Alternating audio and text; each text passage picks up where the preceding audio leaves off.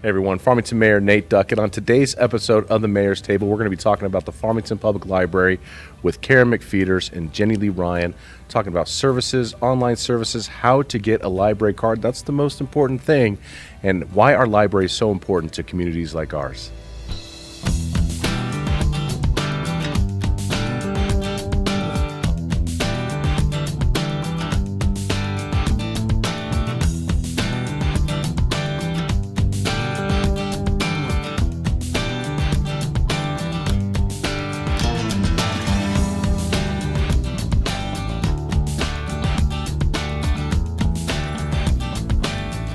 Everyone, welcome to the Mayor's Table. With me today, I have some special guests that we've not had on the show, which when we realized this, I was like, that's incredible. We have one of the best libraries in all of the nation, and we've not had our library leaders on here. So I want to welcome Karen McPheeters, our library director. Karen, welcome. Well, thank you so much for inviting us. Yeah, it took a while. Took a while. Sometimes it takes reminders, by the way. Did you forget my number? Yeah, right. And we have Jenny Lee Ryan, our library program coordinator. Yes, and I should note, you did actually invite us on the mayor's table back when we were doing the Thinking Money for Kids. Oh, yes. And it was supposed to air the first day we were shut down for the right. pandemic. Yeah. Well, that is that would make, okay. So you haven't neglected You us have a as much better memory yeah. than I have on that. Well, but that's exactly right. I forgot about that. yeah. So That was a good event. That was a good program, too. Oh, it really was. it We was were a lot really of excited fun. I about loved it. it. So, and we're hoping to do some more things with financial literacy. You know, once we get fully back up and running after the pandemic. So Sure. we're looking forward to that. Well, we appreciate you both being here, and I thought it was just a good opportunity to talk about summer readings at an end now. I mean, the day Yes. this airs, it just ended yesterday. But it gives us a chance to talk about, programs that are coming up, obviously the services that a public library provides, and kind of where we're looking at the library here in the future, near and long term. So I'm thankful to be here with you. Thank you so much. Yeah, Karen, you've been with the public library here in the city of Farmington, well, for as long as I've been in Farmington. So how many years now? Wow. 32 years. 32. And, I Go. think it's 30% of the time that Farmington has had a library. I like that. Yeah. Yes. So I've you've been here in 39 years. That means we've had 32. 32 years. We've had a library for 100 years. 100 years. Last year was our 100th anniversary. And interestingly enough, we are filming in the former library, downtown center. And you Yes. told me this was the Culpeper. The Culpeper Room. It was a programming space. So we had, I think the first week I was here, we had hired a storyteller from Arizona, and he told the story of La Llorona, and I had never heard it before, and kind of blew me away. I was really excited Is that about. the lady at the river? Yes. Yes. Okay. La Llorona. It's you talk to people around here, they'll tell you where she haunts, Right. what river she haunts from. When I first came here, it was the Arona, La Arona, and then, of course, Skinwalkers. That's what Yes. was. Those were all the stories told to me as a new person here in Farmington. So that was kind of my first experience. It was a lot of fun. Yeah. I had applied for the library position when my husband and I were in Farmington looking for a house. We came over to Labor Day weekend, and I went to the Tota Festival, and I disappeared into the rug auction, and I got stuck there for about an hour and a half, bought a rug, and decided that I think maybe we could move here. So saw the ad in the paper, Yeah. applied when I got back up in Salt Lake, and got the job. Remember when papers had all the jobs in them? And Yes. all the classifieds. And I remember in Denver, if you wanted to buy a ticket to a concert, you'd have to go into the paper and find, Yes. or buy a pet or anything else. The world has changed. Yeah, it was. But it was great. It was great timing for me. I was like, I can do that. I have Yeah. a library degree. So we were in this building from 82 to 2002. We kind of Yes. talked about that earlier. About 20 years. And then now our new library has been at its location since 2003, Yes. which And is not new, but it is not still new. it still feels new to people. Why do you think that is? I think basically, I think it's the way we take care of the facility. I think we really try to keep it up.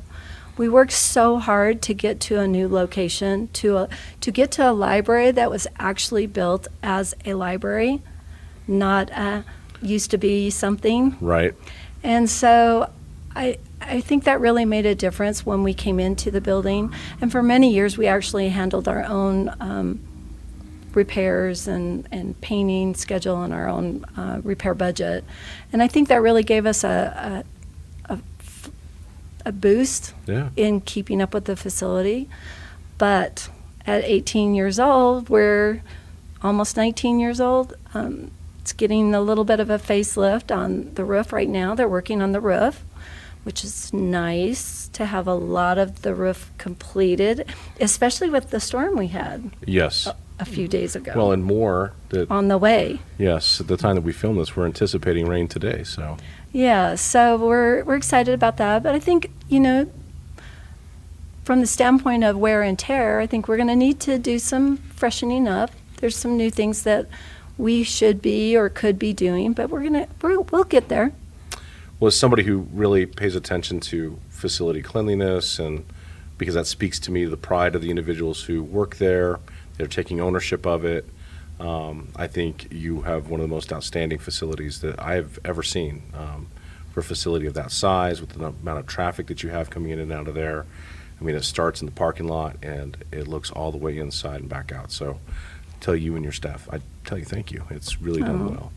And I think that makes a difference for people who are looking for a place that they want to make their own, a place that they can love and enjoy. They need to feel comfortable in that facility because they want it to be who they are. And that's a challenge at times because we have a very diverse range of people that we're trying to cater to, but it starts with cleanliness for me. It starts with the customer service and the welcome, and of course for you, it's a lot of other things too. So I wanted to talk a little bit about library services. Give us a rundown of what exactly we offer here at Farmington Public Library. Besides just books. Books, right? We have books, right? That is a long list. Well, there really is a long list. And it has been interesting to watch the library as it has evolved over the last 32 years. When I got here, there was a catalog that had many, many drawers in it. And the worst sound that I ever heard was a third grader pulling out the drawer of U.S. history and dropping it. And the cards would just explode. And then you knew you were just going to spend hours putting that back together. The Dewey Decimal System cards? Yes, catalog cards right in the drawers. Gosh, yes, I forgot about those. Yeah, so it was a sad day for a lot of people who loved the card catalog, but Karen was doing a happy dance because it was just so complex. So having a computer that could do it. So the library here was automated, but we still did a lot of things by hand. We still stamped cards when I got here. And I mentioned to the staff that I thought maybe the computer knew how many books we checked out. And they were like, no, it doesn't. It might not be right. They didn't trust it. No, they did not. They counted 100 cards and they stamped them. They'd put a rubber band around them and they'd do 500. And then if they need more, they would do more. But at the end of the day, they would count the cards that were left, and that's how many people we checked out, right? Or how many books we checked out. And I was like, I'm pretty sure the computer would do that. So we ran some tests, and then they were convinced. So that was nice. So catalog cards, the old-fashioned card, they went away for a little computerized slip. We originally had OCR, and then we went to barcodes. That was a very big deal. And then we went to RFID. So we've seen a lot of changes. The library has been growing really since the beginning. And I think we are very good at changing. Absolutely. We've added new programs. We've shaken off old ones that don't work for us anymore. Sure. We started a new summer reading program this year, and we're really proud of how we've done. But I think that really speaks to the staff. We like being good at what we're doing. Right. we like being really good at it. Yeah, absolutely. Well, you want that expertise when you go into a library.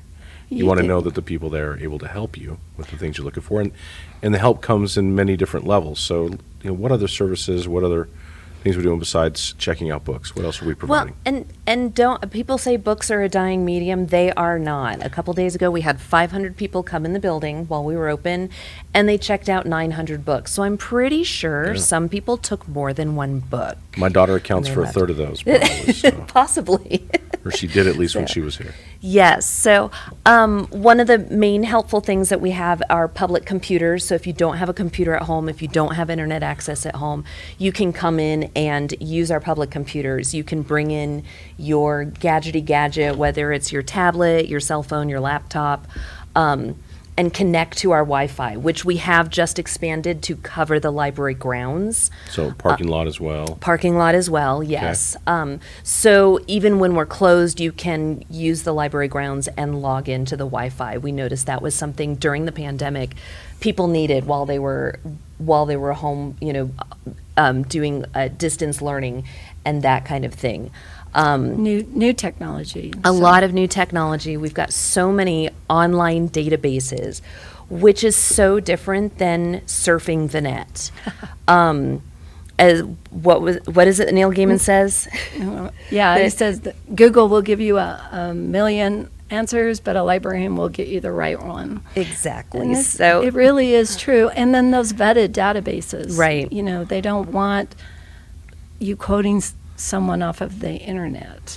it's a digital version of what you used to get in a print book, like an encyclopedia or that kind of thing. All right. Our throwback would be Reader's Guide to Literature. Yeah. Multiple versions, all green. That's one of my favorites. Is we now Is that like the Cliff Notes, but it was for Well, it was an index of published articles Oh, in the okay. Yeah. world. Right. Yeah, so you would have to check each month of each year for your topic. Wow. Yeah, that was one of the very first thing they converted to an Yeah. online database. At which now you just go into our online resources, type in what you're looking for, and you'll be able to find that news article written by a journalist that it's been fact checked, and it's a valid and very accurate resource. One of my favorite online resources is Novelist. One of the most common questions we get is, what should I read next? The second most common question is, I saw this series on TV and it's based on a series of books. What is the first book? All of that is in Novelist. You can go in and type in your favorite author. It'll give you a list of read-alikes. You can find the first book in a series, and it's actually connected to our catalog. So a lot of times if you look up the book in the catalog, there's a little, if you scroll down, there's a little section about that novelist. Okay. It'll tell you read-alikes. It'll tell you, like, right there in our catalog. And do you It's amazing. access Novelist from the infoway.org website, or do you do it from inside the library? You can do it from infoway.org. Okay. On The the catalog. left-hand side, you're going to look for online resources, and then you'll get a list of resources. You can search them alphabetically. You can search by category. There is a ton of them. The most important thing is you need a library card. I was going to get to that. So infoway.org is the Farmington Library's website. Yes. Yes. You can get through it through the City of Farmington's website as well. Yes. But Absolutely. infoway.org is an easy way to know that. But you need to have a library card to get there. And I see that we've got an FAQ on how to get a library Yes, card. absolutely. Which It's is- very easy. Yes. So they're free. That's important. Very, very important. For many, that's the most important. They're absolutely free. If you lose your card, you will have to pay $2 to get a new card. Library card sign-up month is coming up in September. I don't know if officially we're going to waive the $2 replacement fee, but we have in previous years. Okay, and now we're committed. Well, I mean, if you were asking me, I would say I don't let's know. waive it. Yeah, let's I mean, waive let's it. get Okay. people the We free usually library do. cards Yeah. and let Thank those you. I know. poor souls like me You're who welcome. lost their library card. Oh, Actually, it happens. I found it the other day. Oh, good. Hey. I got the Hoodoo version. Yeah. So, but that way we can get more people who can have access. And, Right. and the online resources are tremendous, Our- and I want to get into that. But so, do you have to come inside to get a library card? So the first thing you can do is go to infoway.org. It'll say how to get a library card. You can get an e-card. Okay. So, That is something that we did during the pandemic. right. To make it easy for people to access the library from home or via their phone and still get the resources that they needed, especially Okay. on those days that we were completely shut down. Right. So- Okay. Once you get your e-card, you can use all the online resources. There are a few that are only available inside the library, but you can use that e-card number and PIN to log into our online resources, Okay. to log into your library account. I think you can download ebooks and audiobooks. still. Absolutely. Yeah. Which is huge, by the way. I wanted to Yes. get to that Yes. too. Yes. Yeah. We have one of the largest collections Yeah. in the state of New Mexico because we got on board with ebooks. Basically, because of our rural existence out here, our San Juan County, is the size of the state of Connecticut, Yep. and you don't realize that until you're driving across it. If you're coming into town once a month or something, you need a book, you need access to something, you can get it via Sure. online. So once you get your e-card, Your e-card. you can access online. You can access online, bring your e-card number into the library, Okay. go to that desk that's right in the center. You'll want to bring a government-issued photo ID, Okay. proof of mailing address. So if your mailing address is on your photo ID, that should work. Just bring a piece of junk mail, something that says that you have received mail at that place. Got it. And then you'll be asked to provide your social security number and another form of ID. And then they'll get you all signed up. You'll get your little card and your PIN number. You can check out books. You can use the computers at the library. You can sign on to the Wi-Fi while you're there. What about the 3D printer? Well, the 3D printer, that's usually done through the computer lab. Okay. And Which you can have access to. which you Yes. can have access to. Is there a fee to use those types of? No. No. Okay. No, so libraries are good about introducing new technology to patrons. Right. So 3D printers, when they first came out, they were pretty expensive to get one. Yeah. You know, for someone to get one at home. Now they're everywhere. Well, they're 3D printing houses now. I mean, they've got Yeah. these Yes. huge 3D printers that are. It's just incredible. It is amazing what they can do. We've actually, and I think I've shared this with you before, we've actually 3D printed things to fix our building with. Yeah. Things Yeah. that are no longer available, but we can 3D print it. And we're actually printing things right now for the library shelves. We're putting in The little- stoppers. the little tabs and. Well, yeah, they're Yeah, the kinda. stoppers that book stoppers, the Sure. little part that holds it on the shelf. We've done that multiple times. So many times we're helping ourselves. It's amazing what you can 3D print nowadays. Everybody needs a 3D printer. I mean, you just think about Pretty the things you much. could save time and money on if you had the ability just to make it at home with plastic, melted plastic. It's pretty amazing Welded what plastic. I think we've been doing it about 10, 12 years. Possibly. And then, we call it make do because it's what do you make? People make things all the time. Yeah. If you talk to your friends, they're like, oh, yeah, I do this. I make peak jam. I sell salsa at the fair. One of my good friends was running the Animas Valley Mall, and he is making cutting boards and selling them at the growers market. So you turn around and people have a lot of talent. So you want to be able to provide the technology for people to learn that new technology and to learn about skills. That's what a lot of our craft nights are about. If you haven't ever knitted before, learn how to knit. Learn how to, the cricket. I hate to say the cricket queen Don't here. say the C word. We've learned how to do a lot of things with just using the cricket Yes. in Yeah. the library. So we use it for our displays. We use it for crafts for the kids. Do you know what the cricket is? I don't know what the cricket is. Okay, I know it's a- Jiminy Cricket. It's a Not the same. different. Jenny Lee cricket. It is a it's a CNC machine basically. CNC cutter, yeah. But it cuts things. It draws things. So Okay. you can design something on the computer and you can just cut it out. So we cut vinyl. We cut felt for the craft for the Fabric. kids. Fabric. I used my Cricut to cut fabric and do over 800 face masks during the pandemic. Right. We've used it for, display items. We've used it to make cards, to do, just a wide variety of things, 3D paper crafts, all kinds of stuff. It's very versatile. So when you come in to access those types of machines, you need to have somebody there with some expertise to help you through that. Yes, we do. Right? Yes. And you Yeah. all have that person, correct? We Or have those people. Yes, yeah. People learn, yes, absolutely. So we have a variety of people that have learned how to do things. Right. Jenny Lee has a following within the library. They're all cricketeering all the time. I Yeah. started a Facebook group called the FPL Cricketeers because a lot of people were coming in saying, and Cricket does not do a book. All the tutorials, everything's online. Okay. It also ties into one of our online databases, which is called Creative Bug. Yes. It's owned by the same company, but it's all types of craft videos. And you can buy a subscription to it, or you can use your library card and PIN and get it for free. For free.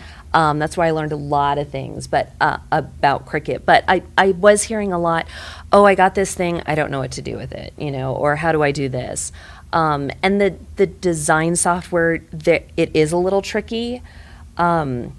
So just some tips and tricks on how to do that. So just getting a Facebook group together to, share the tips and tricks. Because when, I trained a few of the staff to do it, and then they'll come back and say, did you know you could do this? I'm like, you can what now? Yeah. Learn something new about it. Absolutely. It's she sits next to me, so I get a lot of those tips. I do not have one myself, but it's very amazing what they can do. I mean, she's like, look what I made. So it is very fun to watch that. And then when you get people just coming in off the street and bringing their things from home, or shooting us a picture of what they created, I mean, that's kind of fun. That is fun. It's the same Yeah. thing. It's the same thing when you came in and got a book on knitting. Yeah. Yeah. It's the same thing on DIY home stuff. It's the automotive repair. They're creating parts for old cars that don't have those parts anymore. Yeah. That you can't get those parts anymore. So it's an amazing thing that's happening, and there is a DIY, or even nationally, there's a repair it at home, repair it yourself. Some products that have been created that they don't allow you to repair it, Right. and you have to go to them to do it. So there are. Or you got to buy a new one. That's right. Yeah. And so nationally, there is a movement to, not. You need Not throw fabricators. it- yeah, we we need need- fabricators out there helping people, Yeah. Yeah. solve those You need riddles, to have those the parts, and little so how do parts. you get to the parts? So it really feeds Yeah. into a lot of what we did before. It's the same thing. Yeah. Yeah. We're teaching people new skills. You want to get a new job, a job that you're not really quite qualified for, there are databases that will give you classes on technical writing, better communication skills. We've used them ourselves for training. Safety training, there's a lot of safety training videos that are available. Even better, if you're looking for a job, we have a database called Optimal Resume. It'll help you Yes. write your resume. You can send it directly from Optimal Resume. You can set up like your web page, your professional web page. You can custom tailor. You can have multiple resumes custom tailored for There's- each job you want to apply Will for. it help you So- build a LinkedIn page? Yeah. I believe it does, yeah. Yeah. I And- I know you're and- kidding, but no, I think it does. I mean, it sounds like it would Yeah. integrate into that. I think it does, yeah. Well, you can actually submit your resume to a professional, and they'll critique it for you. Yeah. and What's the send it company back. right now that everybody's going to if they want to go find a job? It used to be like monster.com, and now it's some other one, but I wonder if you could submit ZipRecruiter. ZipRecruiter. ZipRecruiter. Could There's you- a bunch of them out there, Yeah. actually. Could you submit your information through Yes. there through ZipRecruiter? Yeah. Yeah. That's great. You can send a link to your page, so you can have your resume and You want to brush up on your language skills. If you're predominantly learned Spanish growing up and you want to polish your English skills, we have databases for that. yeah. Optimal Resume also has you can practice interviews. Yes, Really? It has that's cool. interview questions, and it'll hook to your video camera, and so you can kind of see how you look as you answer the question, and you can get feedback on it as well. So I it love will that help it you. fills that gap. And Yeah. it provides that kind of resource that if you didn't have somebody around you that you could Exactly. do that with, that you Yeah. have the ability to go to the public library and access it. It's interesting. I'm learning a lot today. That's what we do. And It is what we do. And in the state of New Mexico, where we know so many folks are low income and need Struggling. and struggling, to know that we have a great resource like a public library where they can come in. And you made mention earlier, Karen, about San Juan County is the size of the state of Connecticut, but we attract all people from all around San Juan County, southern Colorado, eastern Arizona, and probably the corner of Utah. All those folks are coming through Farmington, and having that type of facility available with the people who know what to do and the tools to get that job done. This is why we have public libraries. It's exactly why. We look at where our card holders come from, and they are really all over the place. We've got people from Durango, Bayfield, Cortez, Moab that get library cards here. Well, and the fact that you could do an e-card Yes. and then have access to the audiobook empire, Right. which you made mention that you Yeah, think we empire. have one of the biggest, Collections. In the state, yes. and always adding new. Yes. And all these are public funded. The fact that we have this giant library of audiobooks. I like audiobooks. I go through different phases where I'm listening to them and then I do something different. But I've signed up for Amazon's audiobook stuff, and my daughter's like, "What are you doing? Why are you doing that? Just use your library card." And I'm like, "I can't find it." She's like, "Dad, just go online. It's so easy. It's free." It is. Well, ebooks and audiobooks, ebooks are going to take the place. We've had something called large type.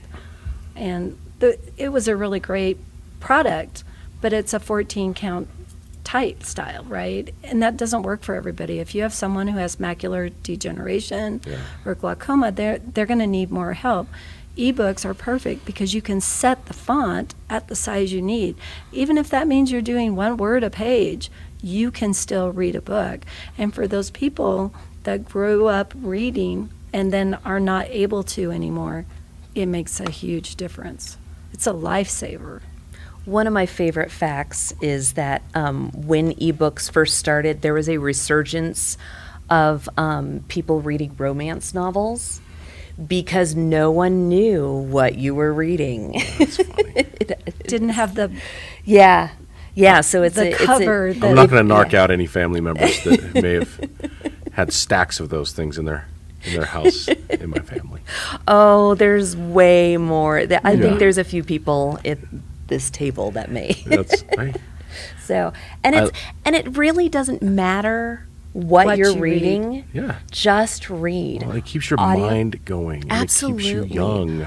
Audiobooks, valid. I've seen memes where, people judging listening to audiobooks is proven to have the same effect on your literacy as reading a book or reading an ebook. It doesn't matter what you read. Just read. And it's all those, if it's fiction, it's those, just beautiful stories and just kind of that look outside of your own life. Yeah. If it's nonfiction, and I know people who read nonfiction for pleasure, just like to learn stuff. I mean, learning stuff is Most of my fun. library is filled with nonfiction. Yeah. Well, and my favorite genre is nonfiction that reads like fiction. Yeah. Yeah. There are kind some of the historical. beautifully written books Yeah. that you're like, I can't believe that this guy can write so well. It puts you there. It's beautifully written. I can probably name 5 or 6 favorite titles. It's a really great opportunity for a community. I think many people, a lot of the more retiree level that have moved to town, they've actually told us that they came to our town to visit. They looked the library over, and that we were one of the reasons that they decided to move here. It is pure quality. It absolutely is Well, pure we quality. work at it every single Yes, day, you do. and that is the truth. I mean, Yeah. there isn't a person there that doesn't put their best foot forward. And when you were talking earlier about just why libraries, we already know that a child that is taken to the library is going to do better in school, period. Reading levels at the 4th grade level, if they're at reading level, at 4th grade level, they're much more likely to graduate from high school, much less likely to get into trouble. Right. So they actually take those numbers, and that's how they determine the number of prisons that we will need in the future. So it's critical for a community to engage, especially boys in reading. And that's something I think our library has worked really hard to engage children. We've had some success in engaging teens, but coming into this next year, we're really going to try to target that group yet again to see if we can get them back. We lost them during the pandemic. Yeah. Well, so let's get into that Beanstack, which Yes. is on infoway.org. Take a break. I'm on this. And this, we've always had the summer reading program. It's always been a really big push to get kids to read during the summer when they're out of school. That has now just ended. And now you made mention before we started to air today that, now we're looking at how do we get kids to read all year long, and Beanstack helps us in that. We so when we were planning our summer reading program, and we usually start that, November, December, so I'll be starting next year's summer reading program, pretty soon. Right in the middle of all the planning, our previous software just kind of said, nah, we're not doing it anymore. So we did have to scramble, and we went to this highly rated software, and now we know why. It's called Beanstack. And yes, we focus on the summer because of the summer slide. Between the end of school and the beginning of the next school year, if you're not reading, you lose your skills. Yeah. So previously, our other software, you registered at the beginning of the summer. Every member of the family had their own username and password to get into it. At the end of the summer, you forgot about it, you moved on with your life, and then had to start all over again the next summer. Beanstack is designed to offer challenges all year long. So if you sign up for Beanstack right now, at this very moment, you will, it's one username and password for the rest of your life. I mean, you can change your password, you can change your username. They don't make you do it every 90 days? No. Oh, wow. I know, it's crazy sauce. Let's not air that. There's somebody watching going, how can I get through that wall? Even better, it's one username and password for your family. So you can register, and the person who registered is called an account creator. And then they can add as many readers as they want. So in the training, we learned it's like a car. The account creator is the driver of the car. The username and password are the keys to the car. And then there's all the passengers in the car. You can give the keys to another passenger. But so I can log in and I can log a book for me and my husband. A mom can log in. If you're on a family road trip, you listen to an audiobook as you're traveling. She can log for every single family member at the same time, the same book. Simplifying it, yeah. It's so much easier. Wow. It's really easy to register. My preferred way of registering is on the web. So if you go to infoway.org, over on the right-hand side, you're going to see either Reading is Legendary, or I think we've got 1,000. You'll see one of the challenges. Just click on that. It'll take you right to the registration. It'll walk you through. Super easy. I like it has challenges in there because for parents who are wanting to get young readers reading, Absolutely. they can use that as kind of their guiding principles and Yes. how do we accomplish what our ultimate goal is, which is to get you reading proficiently Right. above your age group and Absolutely. love to read and keep you in that realm. Well, I will also add there are a number of people that I've met as adults, and they said, I read what I had to read in school. And that always kind of breaks my heart just a little bit I know a because lot of those. they never got that joy, that excitement of reading Yeah. for pleasure. And that's really what you want. You need that ability to have that lifelong learning. So if they haven't read a book since high school and they're 40 years old, that kind of worries me a little bit. So I really love to be around parents who care about their kids and want them to read. And those are the people that we get coming into the library. They may not be good readers themselves, but the very fact that they're getting their kids reading, Sure. that makes a huge difference. I love Beanstack because it does make it easier for the parents. People are busy now. Yeah. And even though we quit doing a lot of things in the pandemic, we stayed busy. People were busy. They just they changed their habits. Yeah. So if we can get them back in and make it easier for them and show them that we have easier ways of doing things. You can use our Wi-Fi from the car. You can log in your entire family at one time. Make it accessible Those as are things that possible. are really going to help us build that readership that we want for the future. And Beanstack has an app, so you can get it in your device's app store, download it. It's so easy to add books. Some of our challenges are minutes challenges, some are book challenges. When you use the app, when you're reading, you can set a timer, set the book, log the book when you've finished it, and I get these really fancy statistics it breaks it down. If you want to be that detailed, Right. it'll break it down to how many pages you've read this month, how many pages per hour you read, how many hours you've logged, I'm a statistics nerd. I love it. That's not for everyone, but there is something for everyone to love in Beanstack. And it's working. Summer reading, we doubled the amount of books that were read and logged from the previous summer.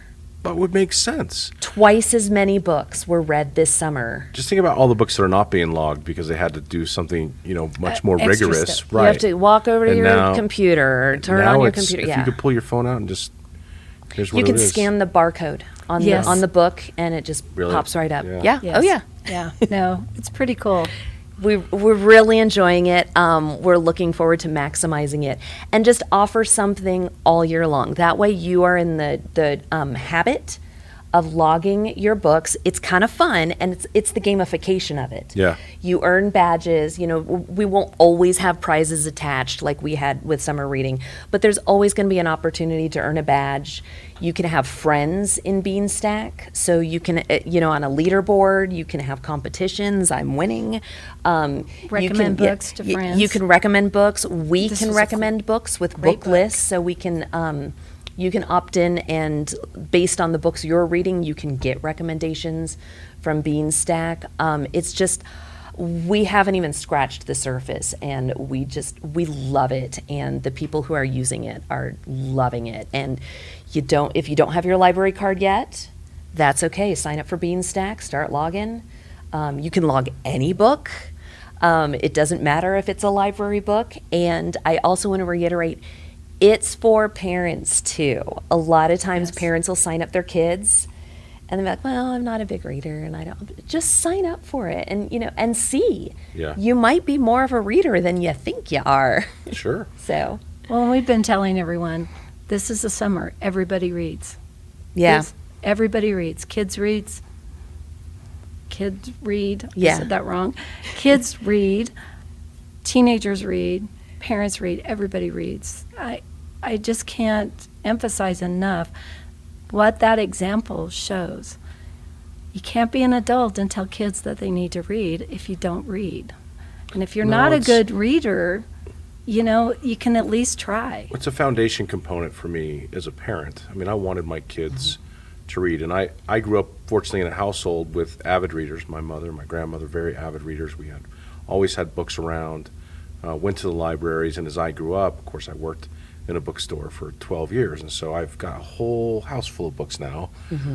But because I've surrounded my kids with that, my daughter's an avid reader, and my son, who I've really been working with to be an avid reader. But that, I mean, you need that. Those are life skills. You have to be able to read, to go anywhere and do anything and make something of yourself. It's one of those foundation components that every human being must have. I mean, if you don't have it, we're providing the opportunity to show you how you can get it and make it as accessible as we possibly can for you. And for most people, it's finding what I call the book. Yeah. So like for your son, there's the perfect book out there. Sure. That is going to get him hooked. And all you got to do, bring him into the library. We can help him That's the find challenge. the All right, book. I'm gonna Yes. we're going to go in there. Yeah, do it. Okay. I know you like dare ya. challenges. I know you like challenges. Challenge accepted. Yes. We can find the book. I think I'm going to use this example too. So my mother tried to put me in different musical lessons as a kid, and I just never took to it. But I wanted my children to know music and to love music and learn music, and I had made it a focus. And both my kids are fantastic musicians. And my wife the other night made the comment that, you're the reason that happened. You made that, you pushed that, even though I couldn't do it, and they were always like, well, Dad, how come you don't? Well, look, I have you now. I enjoy it. I sing in the car, but I'd much rather, you play the piano, you play guitar, you play drums. We got a band. Here we go. But it's that point. Even if you don't know how to read well, you can always put the kids in a place where they can learn it. And it's really up to you as a parent or a grandparent or whoever you are as a guardian, a foster parent, that you have that opportunity to bring them to Farmington Public Library and say, here, it's important. And these people understand it. I understand it. And let's get it done. Yeah. Well, and even if you were raised in a house that's full of books and you're not that much of a reader, it still makes a difference. I think they've tied with the book Freakonomics. Have you heard of that? I haven't read it. They've indicated, I don't know if it's in one or two, but just simply even having books in the house, having books available, makes an entire difference in the attitude towards literature. Well, perception is reality, and you realize that even at a young age. And when you're surrounded by something that's really education-driven, it makes you, it entices you, there's something intriguing about it. What is it? Let me get into it.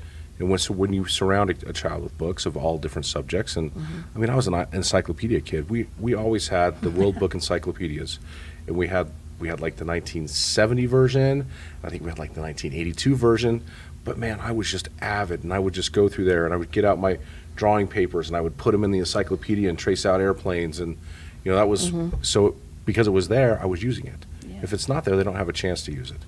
But the library is there for everybody to use. I want to emphasize that. The library is for everyone. As three people who grew up going to libraries, our parents took us to libraries, maybe some people did not have that opportunity. Right. Yeah. And their only impression of a library is what they see on TV and what they see in media. And it's usually, some stuffy place with an old woman shushing them. We strive to make the library comfortable. Sure. Which, as we started, it's in our building, it's in our staff, it's in our, the library is for everyone. Absolutely. No judgment. Come in. One of the things we're highlighting right now are graphic novels. People think of them as comic books. Yeah. There's some. My son likes graphic novels. They're beautiful stories. Oh, yeah. See, that's the book. Yeah. They're beautiful stories. A picture is worth 1,000 words. Just because there's fewer words doesn't mean it's less reading, because you have to look at the picture, get the context in the picture, and you still get a very in-depth story. And like some very beautiful stories, some very, distressing story. They run the gauntlet. Oh, it's a huge catalog of graphic novels. It's not just superheroes. Every genre. Yeah. Absolutely. I think, think of all the movies or the series that are actually based in graphic novels. So the first amazing. time I ever came to Durango, I lived in Denver. We went to Durango for a trip, and they had a bookstore that was near downtown. It's not the one that's there now, is off on the side street. Anyways, I know which I one. got The Dark Knight Returns, which is one of the best graphic novels ever made. Yes. And from that point, I became such a huge Batman fan. And then, I just wanted to collect on those things and add to those. And then they made the movie that kind of was like the book. And so, you have all that pop culture tied into some of those things as well that, just carry with you. And pop culture is valid. Oh, it is. It is a valid form of entertainment. And it's also a reflection of who we are. Yeah. At any given time. But it's funny you would bring that up, because our Real Readers session this fall going to be all graphic novels. So we're going to focus on movies that were made from graphic novels. There's some Scott Pilgrim. We'll have Scott Pilgrim, The Winter Soldier, and then we'll also have I Kill Giants, and My Friend Dahmer. So some of the more obscure graphic novels and movies. So it's a good variety. We're really pushing Real Readers as it's books for movie lovers and movies for book lovers. It'll be a challenge in Great Beanstack, so register for Beanstack. You get a badge for reading the book. You get a badge for coming to the movie and getting the secret code. So there's no reading assignment before the movie. Okay. You can just watch the movies, you can just read the books. You make it how you want it to be. But this season is going to be focused on graphic novels. Wonderful. There's also a challenge for banned books coming up. There is a challenge for banned books coming up. So you've read, whether you know it or not, you have read a banned book, a book that's I'm been sure I read a banned. ton of them as a kid. Yeah. Tom Well, Sawyer.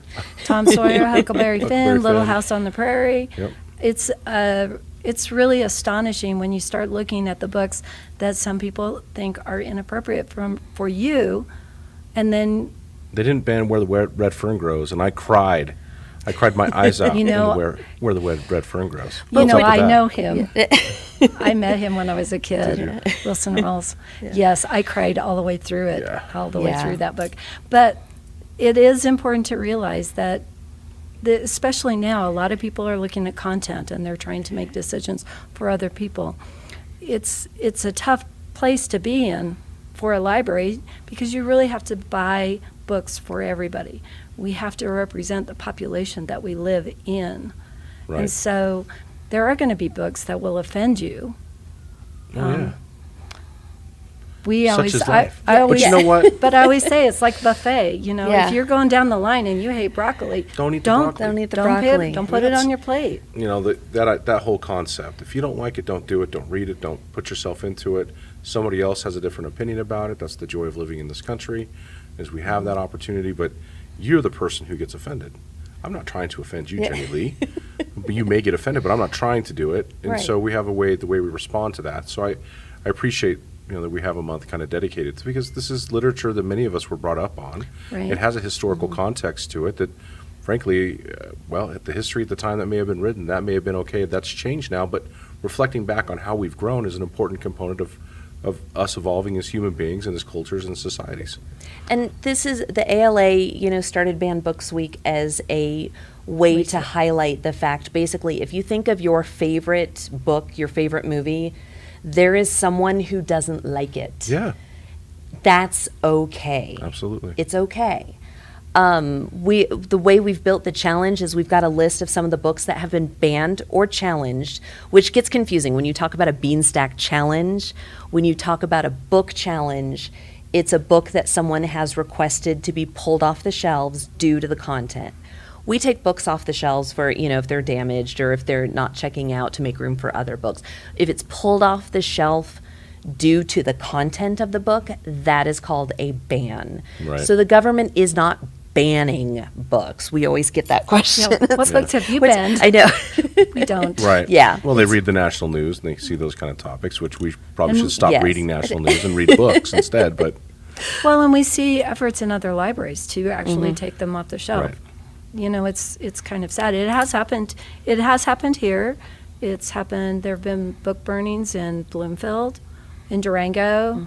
Right when I moved here, there was a big dust up over a particular title that then became a bestseller in Durango. can you imagine? Can you imagine? Yeah. Well, that's usually what You happens. put explicit lyrics on the outside of music CDs, and what do? You sell a lot more CDs. That's what happens. Yeah. Yeah. So Well, Karen and Jenny Lee, we could probably talk here we all could day long. chatter all day long. I think we've hit the high points, but I want to make sure, is there any other components you want to make sure we kind of connect with here in this mayor's table? Get a library card. Okay. Go to infoway.org. You can find out all the details.